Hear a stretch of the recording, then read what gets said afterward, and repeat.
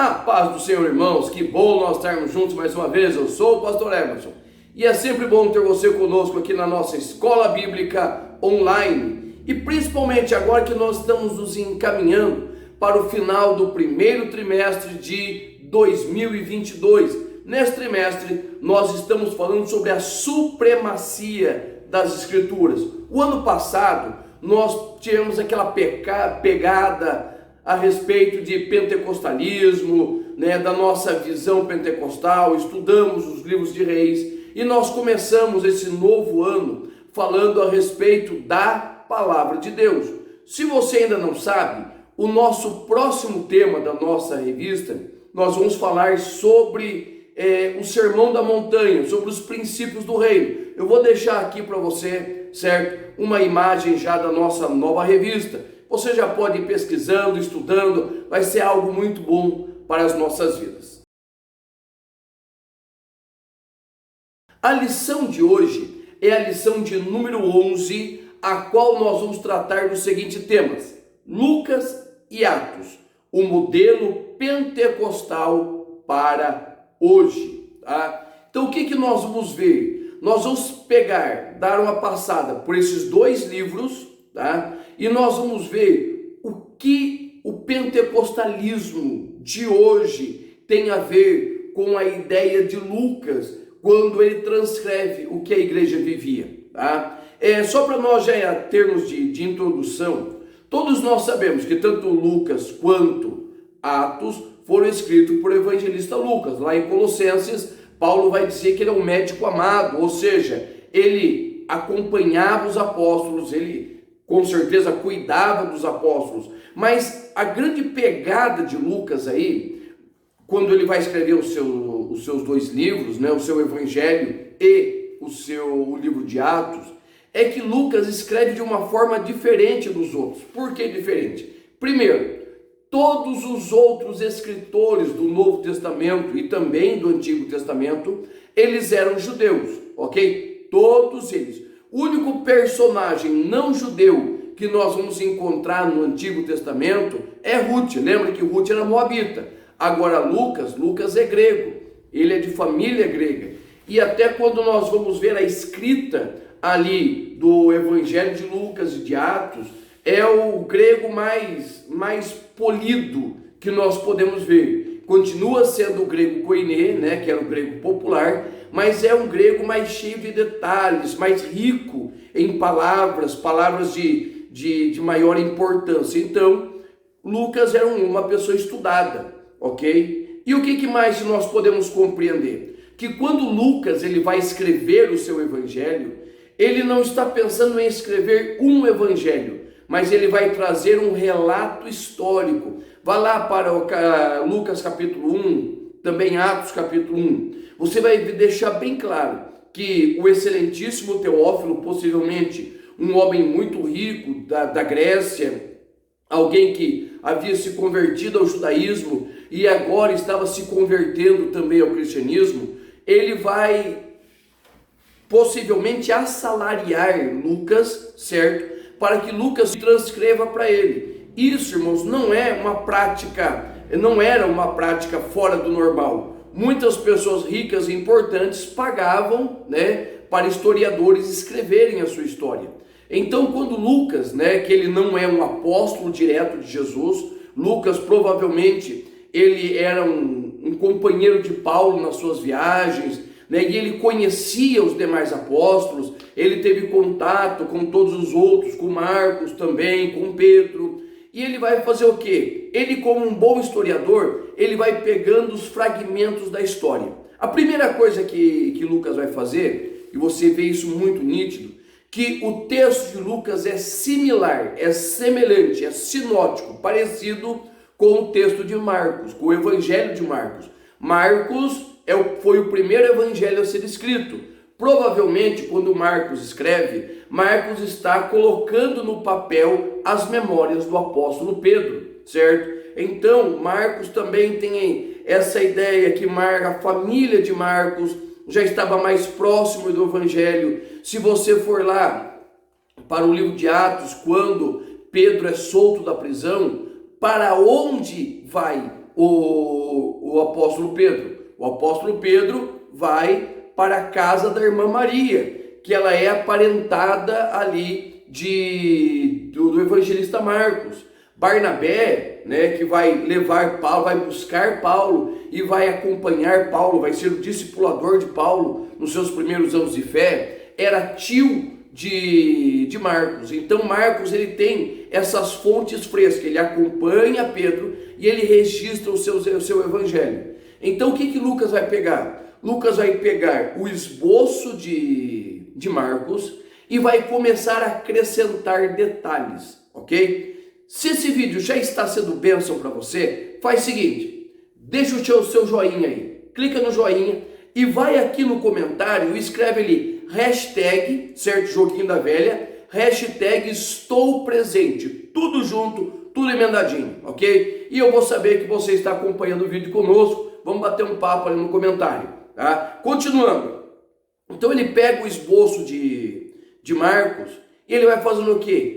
E ele vai incrementando com outras histórias. Nós vamos ver que, por exemplo, o Lucas 15, as 3 parábolas da ovelha, da dracma e do filho pródigo, não tem nenhum outro evangelho. Ou seja, são fontes que Lucas foi escavando. A história de Zaqueu não aparece em outro evangelho. São as fontes que Lucas, como um bom historiador, ele vai cavando. E o que é interessante nós notarmos também, que Lucas, sendo grego, sendo gentio, o que ele faz?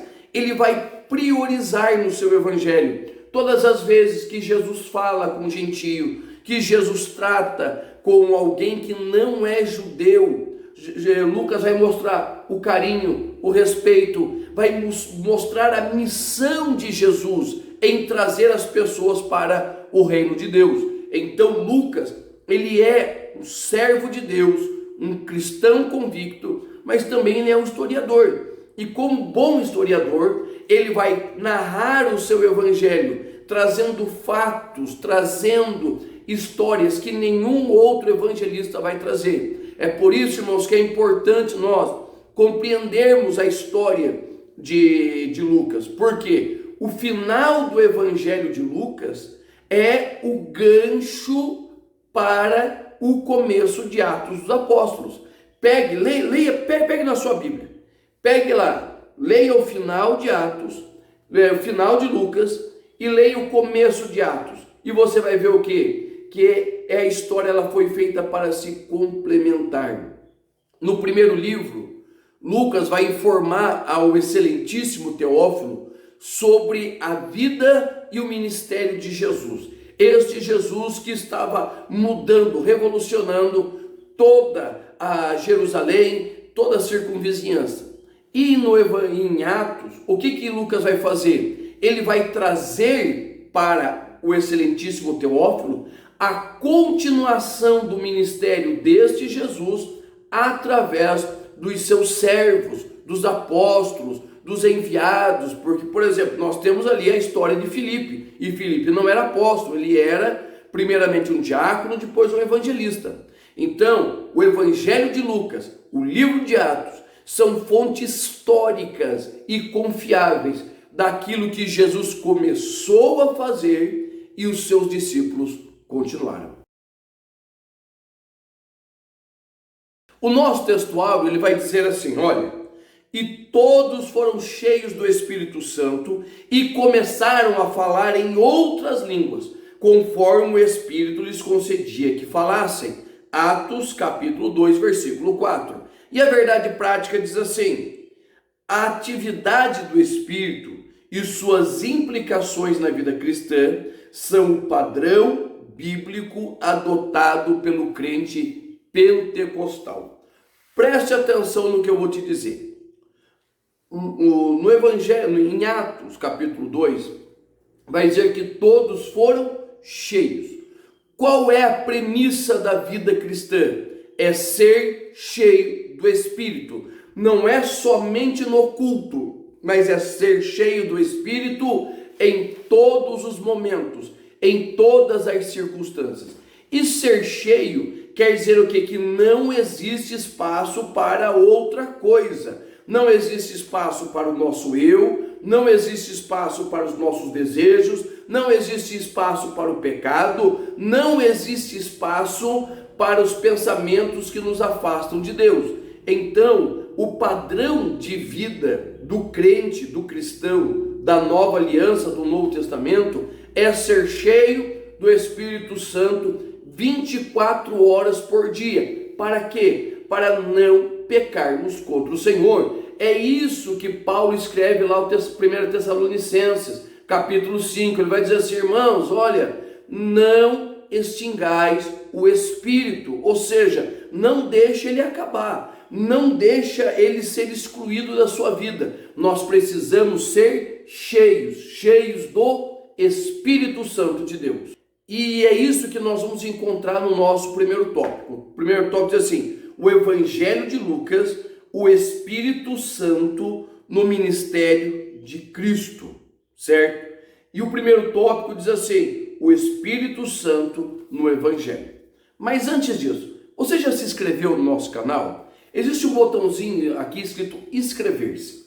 Para que isso é importante? Todas as vezes que você se inscreve, que você dá um joinha, que você comenta, que você compartilha os nossos vídeos, você está dizendo para o YouTube: eu estou gostando desse material, olha YouTube, eu queria que mais pessoas ouvissem o que ele está dizendo. Então, se você está gostando, nós já estamos aí com 8 para 9 minutos de vídeo. Se você está gostando, se esse vídeo está te edificando, se inscreve. Você compartilha, né? Tem a setinha para compartilhar, compartilha nos teus grupos. Também deixa uma mensagem para nós aí. Irmãos, eu respondo pessoalmente todas as mensagens que vocês nos enviam. E o Evangelho de Lucas, ele vai mostrar o Espírito Santo de uma forma diferente. Por quê? Ele vai mostrar o Espírito Santo na vida das pessoas, certo? O Espírito Santo na vida das pessoas. Nós vamos ver o Espírito Santo na vida de Zacarias, na vida de Ana, em que eles já estavam numa época de corrupção, mas mesmo assim viviam em uma vida de santificação. Depois nós vamos ver na concepção, a palavra de Deus vai dizer que a virtude do Espírito Santo, o poder, do Espírito Santo desceria sobre Maria e ela conceberia, certo? Ela conceberia um filho, mesmo sem ter tido relação com o homem, ela geraria um filho.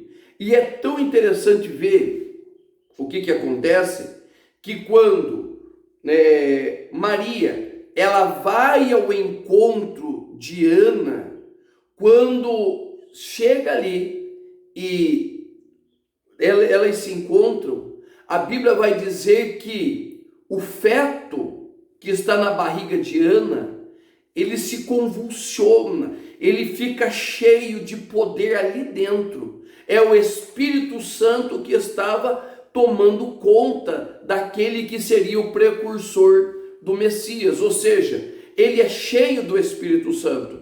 E nós vamos ver esse Espírito agindo, primeiro, preservando Zacarias e Ana, no encontro de Maria com Ana. Depois nós vamos ver Simeão, aquele senhor idoso que ficava no templo, cultivando uma promessa. Olha só, que promessa era essa? Que ele não morreria sem antes ver o Messias. Então veja bem, existe uma promessa e o Espírito Santo enche Simeão de tal maneira, enche de poder, enche de preservação para que ele não perdesse a visão da promessa, enche de confiança e por final enche Simeão de alegria, porque Simeão tem o prazer de segurar Cristo nos seus braços, tem o prazer de segurar o Messias no seu braço, cumprindo-se a palavra do Senhor. Então veja bem, o Espírito Santo, ele está no livro de Atos, no livro de Lucas, no Evangelho de Lucas, ele está no dia a dia, no dia comum do homem e da mulher, mostrando para mim e para você que nós podemos ser cheios do Espírito Santo todos os dias da nossa vida. E na sequência, nós vamos ver quando mais o Espírito Santo, quando nós vemos o batismo de Jesus. O batismo de Jesus é fantástico para nós falarmos, não somente do Espírito Santo, mas também para nós falarmos da Trindade. A Bíblia vai dizer que Jesus estava sendo batizado, né? João está ali para batizar Jesus. Ouve-se uma voz do céu, Deus diz: olha, esse é o meu filho amado, em quem me comprazo, ou seja, em quem tenho alegria. E a Bíblia vai dizer assim, que desce sobre ele o Espírito Santo como se fosse de uma pomba, ou seja, Pai, Filho e Espírito Santo, as três pessoas da Trindade estão reunidas no mesmo lugar.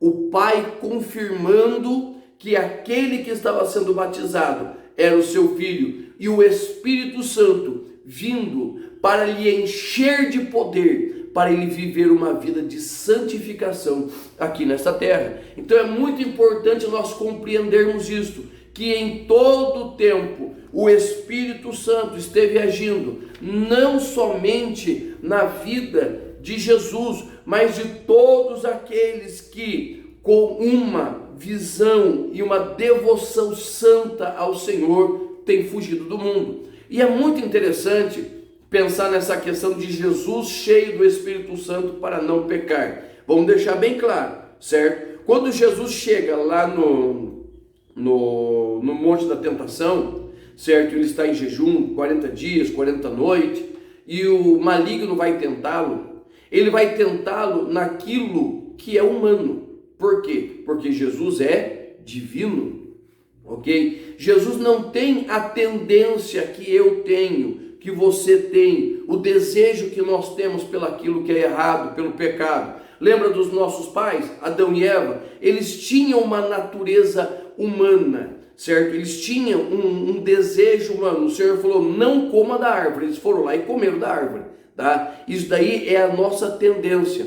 Jesus, ele foi tentado em todas as coisas, mas ele não tinha uma natureza pecaminosa, porque dentro dele, dentro daquela carcaça de homem, estava o Deus vivo. Por isso Jesus era 100% Deus e 100% homem ao mesmo tempo. Então Jesus, quando tentado, o Espírito Santo que havia nele o fortalecia e não deixava cair em pecado. É a mesma coisa que o Espírito não só quer, mas pode fazer conosco, quando nós deixamos ele encher a nossa vida de tal maneira que nós começamos a resistir, vencer o pecado da nossa vida.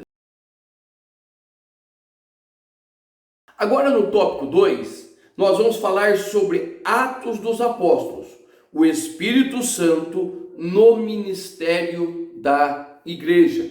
Lembra da promessa de Jesus lá em João? Que o Senhor estaria conosco, certo? Que ele viria, seria o nosso advogado, nosso ajudador, nosso companheiro, que nos ajudaria em todos os momentos. É isso que nós vamos ver em Atos dos Apóstolos. Lembre bem, em Atos 1:8, o Senhor Jesus vai dizer assim, fica em Jerusalém, até que do alto seja revestido de poder. O que é revestimento? Olha só, eu estou vestido com esta camisa, certo? Eu estou vestido com a camisa, certo? Espiritualmente, isso é a minha vestimenta de salvação, certo? Esta é a minha vestimenta. Agora, eu estou revestido com o paletó.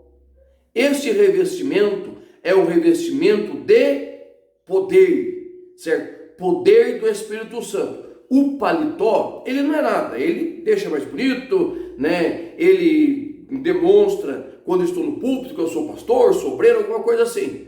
Mas na questão espiritual, o revestimento de poder é importante. Por quê? É somente através do revestimento de poder que nós podemos ser testemunhas de Cristo. Ou seja, o nosso poder para testemunhar de Jesus está estritamente ligado à condição de sermos revestidos de poder. E veja bem, qual é a suma de Atos dos Apóstolos? Nós começamos com Jesus prometendo, Jesus sendo assunto aos céus. Quando Jesus é assunto aos céus, os irmãos ficam tudo parados, eles perderam a força e eles ficam olhando para cima. Aparecem dois anjos e falam: varãos galileus, que vocês estão olhando para cima, aquele mesmo Jesus que vocês viram subir, ele vai voltar, mas vocês precisam ir por cenáculo, vocês precisam ir lá. E quando eles saem, eles são aproximadamente 500 irmãos. E a informação que nós temos em Atos 2 é que permanecem ali apenas 120 irmãos, 380 abandonaram. Por quê? Porque eles não estavam revestidos ainda. O revestimento de poder, de perseverança, revestimento de autoridade, esta força extra que o Senhor nos dá para não desistirmos em meio à nossa caminhada.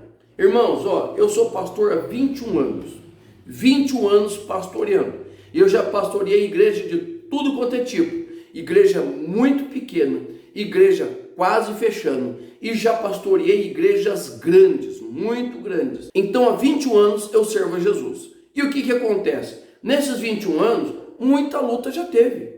Muitos amigos que começaram comigo, eles pararam, certo? Aí a convicção de chamado, não vamos entrar nesse detalhe. Mas irmãos, o que não me deixa parar? Duas coisas. Primeiro, é esse revestimento de poder. Não que eu sou mais poderoso que o outro, não sou, bem pelo contrário. Mas a minha vida é buscar este poder. Poder para tomar decisão, poder para realizar a obra, poder para evangelização, poder para pregar. Eu busco poder, certo? O poder de Deus para realizar a vontade dele. E o segundo motivo que eu não desisto é que eu tenho uma esposa que busca o mesmo poder que eu. E quando eu estou fraquejando, ela está cheia de poder e autoridade, certo? Porque ela está no mesmo propósito que eu, para me levantar e me fortalecer. Então o livro de Atos dos Apóstolos vai mostrar exatamente isso. Primeiro, que o poder é dado a todos, indistintamente, a todos. A Bíblia vai dizer que quando o Espírito Santo desce ali, 120 irmãos e irmãs são batizados e falam em línguas estranhas para serem o quê? Testemunhas do que o Senhor estava preparando para a sua igreja, tá? Nós dizemos que em Atos dos Apóstolos a igreja ela é inaugurada, a igreja começa a ser vista pelo mundo através de Atos capítulo 2, mas a igreja ela já começa a ser manifesta através de Cristo, certo? Cristo, ele está andando e formando um corpo, tá? Mas este corpo é manifesto através de Atos capítulo 2, através da descida do Espírito Santo. E aí nós vamos ver o quê? Nós vamos ver os atos da igreja, certo? Os atos da igreja que está pregando. Nós vemos no primeiro sermão, Pedro prega e quase 3.000 almas se convertem. Atos 5, quase 5.000 almas se convertem, tá? Não é igual os evangelistas de hoje, né? Que uma pessoa se converte, centenas de pessoas se convertendo. Não é bem assim. A Bíblia é a Bíblia, certo? Então, irmãos, nós precisamos entender que o livro de Atos vai mostrar a evolução do Pentecostes. E nós vamos ter ali, no livro de Atos, não somente a história da igreja, mas nós vamos ter ali teologia bíblica. Cada sermão ali pregado, veja bem, quando você vê o sermão de Estevão, o sermão de Estevão é um sermão apologético, ou seja, Estevão é o primeiro apologista da igreja, é o primeiro a defender a fé. Quando nós vamos ali para Atos 11 e nós vemos Pedro na casa de Cornélio, nós vamos ver a doutrina do Espírito Santo voltado para os gentios, porque até então os irmãos criam que aquilo era algo para os judeus, mas você vai ver o Espírito Santo se voltando também para toda a carne. Atos capítulo 15, o que nós vamos encontrar? Nós vamos encontrar um concílio, uma normativa, uma reunião de obreiros, né? Uma convenção de obreiros para tratar assuntos. Então nós vamos chegar em Atos 19. O que tem em Atos 19? Nós temos o ensino paulino a respeito do batismo com o Espírito Santo. Desta necessidade, Paulo chega em Éfeso e os irmãos de Éfeso, eles já ouviram falar de Jesus, mas eles foram batizados no batismo de João. O que Paulo vai perguntar? Você já conhece o Espírito Santo? Ele vai dizer, não conheço o Espírito Santo, né?